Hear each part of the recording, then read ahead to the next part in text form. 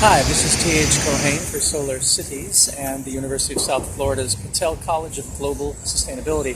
I'm here in Washington, D.C., attending a National Geographic summit called Urban Expeditions. And Urban Expeditions is a summit that was set up in conjunction with United Technologies Corporation, UTC, and Pratt Whitney, who work along with Otis Elevators with UTC to find solutions to our most pressing problems in food, in transportation, and in green building. Today we learned something really exciting from the engineers from Pratt Whitney who make the Airbus engines. They make the turbines that are powering your airplanes. They make jet engines. Usually, as they explained, it takes about 20 years to get a 1% improvement in energy efficiency and noise reduction. And people spend their whole careers working on that.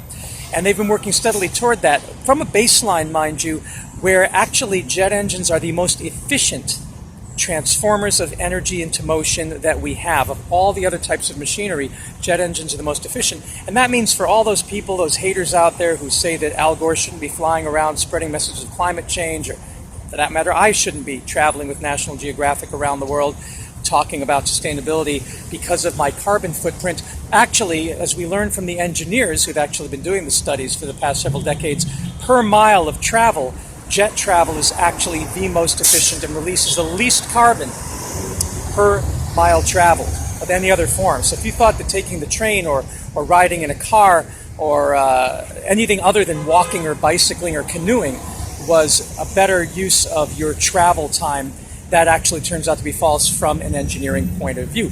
However, even if the argument could be made that jet travel has a large carbon footprint and that it's not completely necessary to fly, the great news coming out of today's conference is that they have just achieved, after an $11 million investment over 20 years, they have just achieved a breakthrough that's going to be announced soon, that new jet engines, because of a new gearing technology, or rather an old technology they've reconfigured, can now save 16% of the carbon emissions. That's a 16% improvement, and that's going into production now. There's many aircraft that have already field tested this, and now many of the larger airline companies are employing this technology. So this is an amazing quantum leap that we can save 16% in fuel just because of this new engine design that is really just a drop in it, enough to redesign the aircraft.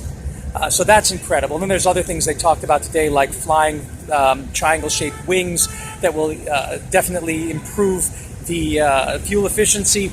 And they talked about how this new engine now achieves 75% better noise reduction. So this means that thousands and thousands of people living around airports don't have to worry or suffer from the disruption of airplane noise. These engines are becoming really silent. 75% noise reduction, 16% fuel consumption savings. So this is a day to celebrate.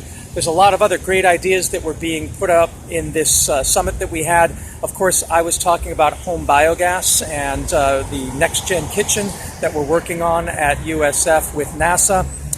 Next generation of kitchens where all of the food waste and all of the energy and the water would be recycled. And we talked about rooftop gardens and vertical aeroponics, airlift aeroponics and hydroponics using the fertilizer that comes from the kitchen, so the kitchen becomes an energy saving and water saving and food production feature of the new built environment. A lot of exciting stuff going on, but wanted to let those of you who are traveling know that actually air travel is still the most environmentally friendly way to get around if it involves machinery, apart from a bicycle, and that now it's going to get even cleaner and greener.